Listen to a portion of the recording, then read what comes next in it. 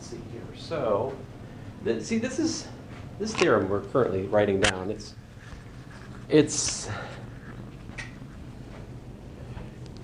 I think it's a more general theorem than the plain old implicit function theorem. There's something more adjustable going on here. It's like, so like the usual implicit function theorem is stated for the number of equations, like it's stated for independent equations. So if you've got a function, you know, from R10 to R6, you know that you're dealing with 6 independent equations and you're defining a 4-dimensional subspace, a 4-dimensional manifold in your domain, if you're using that as like a level set. Here, something more sneaky is going on. Like first of all,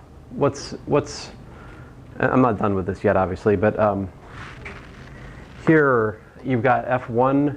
So these would be akin to the G's. This would be like in my previous discussions, this would be like my usual G component. So it's something like, maybe we could say big F is a mapping from, you know, Rn to apparently Rm, because there are M as in mummy.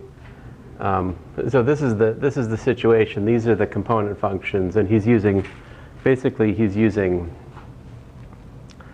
know, y1 dot dot dot dot through yn for the coordinates over here, whereas we're using x1 through xn for the coordinates there. And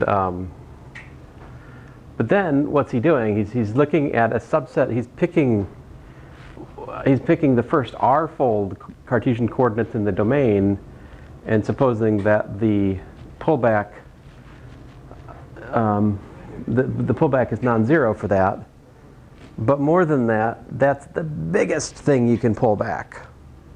It's the biggest thing you can pull back. See, because the pullback of anything with more than R-fold coordinates, that is 0. So this is capturing the independence condition that we usually assume in our regular version of the implicit function theorem. Let me finish writing the theorem.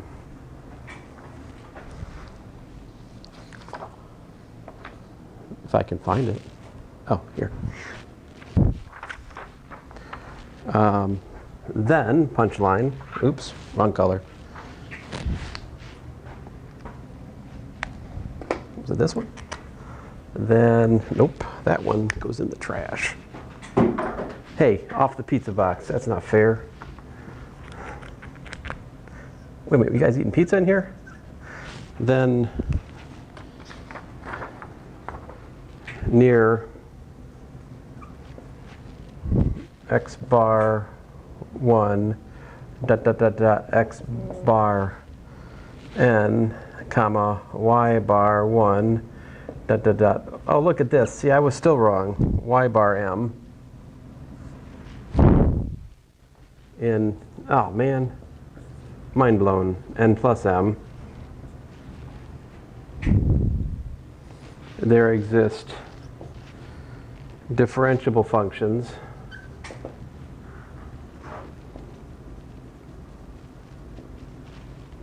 g sub I, h sub I, which solve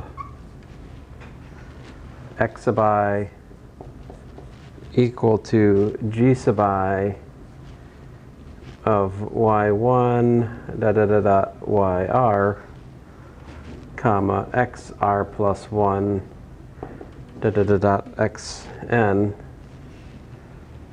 and y sub I equal to h sub I of y1 dot dot dot dot yr. Here I equals to 1, 2 dot dot dot dot r, and here I equals to r plus 1 dot dot dot dot m.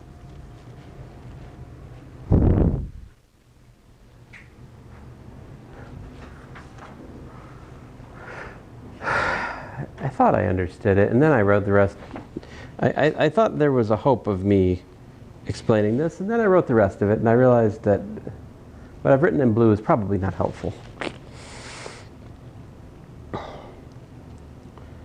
Let's see here. Here's what I said on my paragraph after this. Maybe my paragraph has some wisdom that I've forgotten. Let's see here. Let me be my own tutor. Condition 1 implies the rank is at least R. Condition 2 assures us that the rank is at most R. Hence the rank is R. Okay, I'll buy that. If the graph, and I'm talking about the rank of the Jacobian matrix. Of what, though? Jacobian matrix of what? Okay, we saw before that if g of x bar y bar equal to 0, then the rank of g prime at x bar y bar equals to m, then the solution set near that point forms an n-dimensional manifold. This generalizes that in a sense because it allows for redundant conditions as indicated by r less than m. On the other hand, this is less general than the previous implicit function theorem as it assumes a linear dependence on the m variables y1 through im for the m equations defining the level set. The formulation of this theorem in Edwards' text falls in line with this.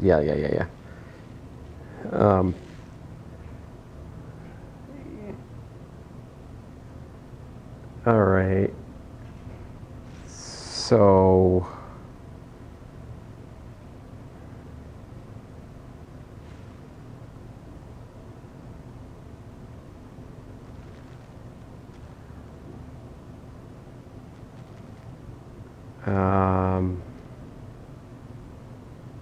so my big F, well,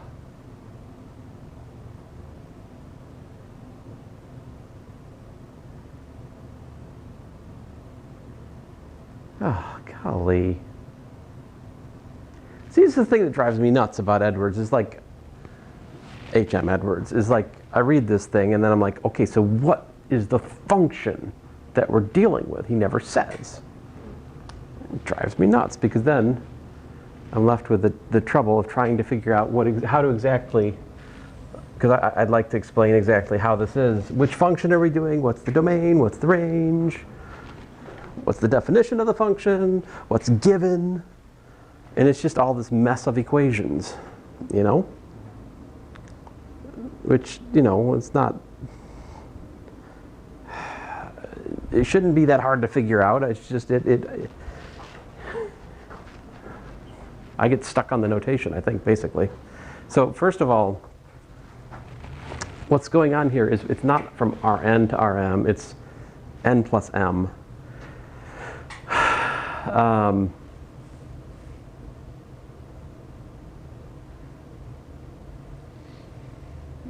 It's n plus m is actually what he's thinking about. So that's not an accurate portrayal of what's going on here. All right. So first of all, I got to wipe that off. Wipe that off. But he's. I think what's going on here is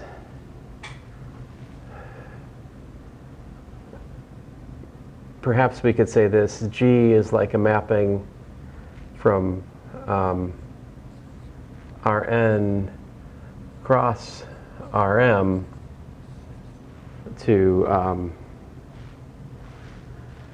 well, to what?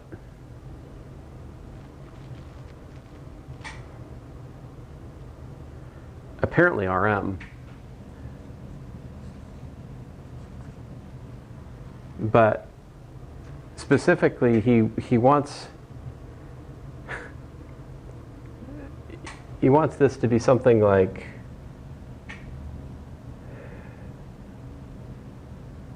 oh, how to say this? Let's see here. So we've got something like G of x vector, y vector equals to, you know, some constant, let's say constant vector c, right? And what's given? Apparently these you know, y sub i's are given.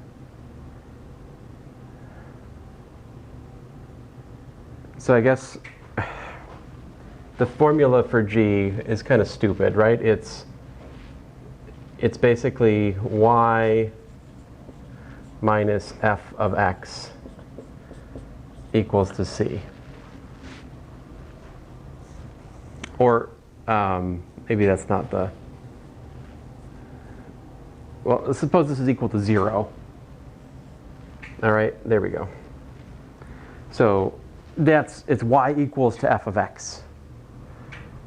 He's saying we're trying to solve y equals to f of x, but you have m-fold y's and you have n-fold x's.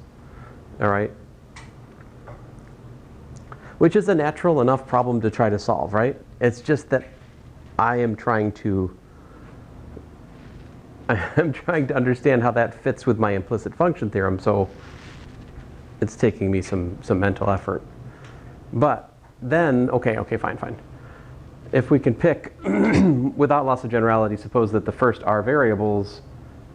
Now, you can see that this is, again, like this is a combinatorially lazy version of a more general theorem, which is that if there exists r-fold Cartesian coordinates such that the partial derivative with respect to xi1, xi sub r not equal to 0. So without loss of generality, choose those r coordinates to be the first one. Relabel if necessary. That's what's going on here. And then the pullback of every k form to 0. All right.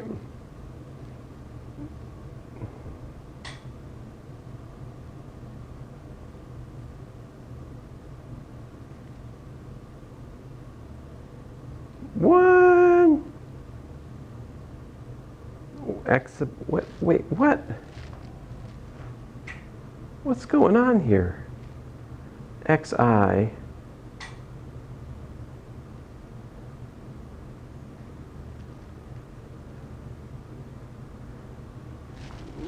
What is that?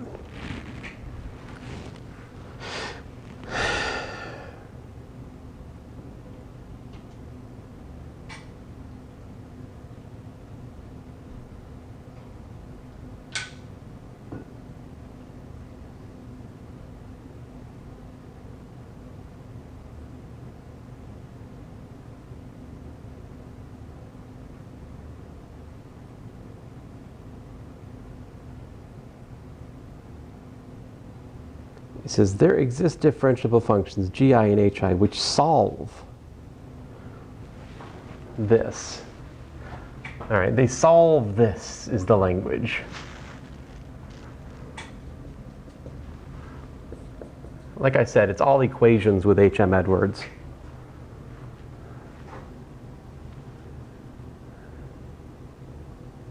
So he's saying that when you, what he's saying is that when you plug these into those, right?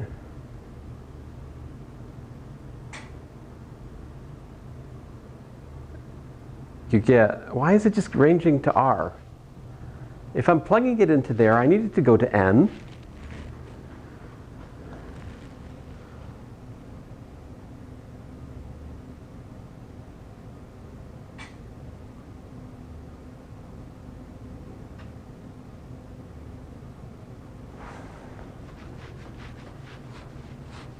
Let's hope I have a typo here. Let's hope that I have a typo and this is supposed to be N. Okay, let's hope that that's the case. Otherwise, I'm having a really hard time understanding how. See, to solve those equations, I need to, I need to be able to plug in. X1 is G1 of this stuff, right? X2 is G2 of this stuff. And what's supposed to happen? When we take the composite of F with all those G's, we're supposed to just get back out YI. Right?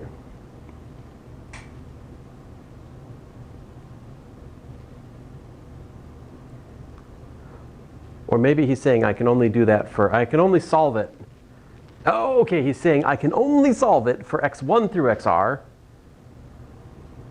And I can also solve those equations for yr plus 1 through ym.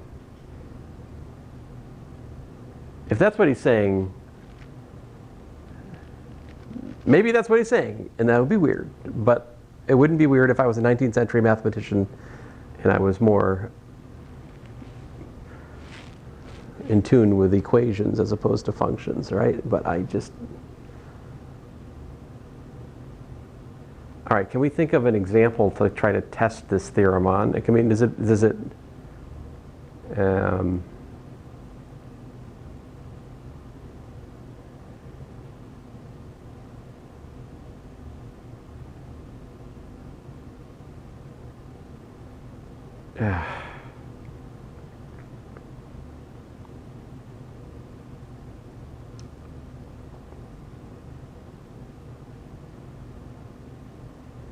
well, anyway, so this is the thing I always get stuck on in the pullback material. So let's, now that I've gotten properly stuck, let us go on.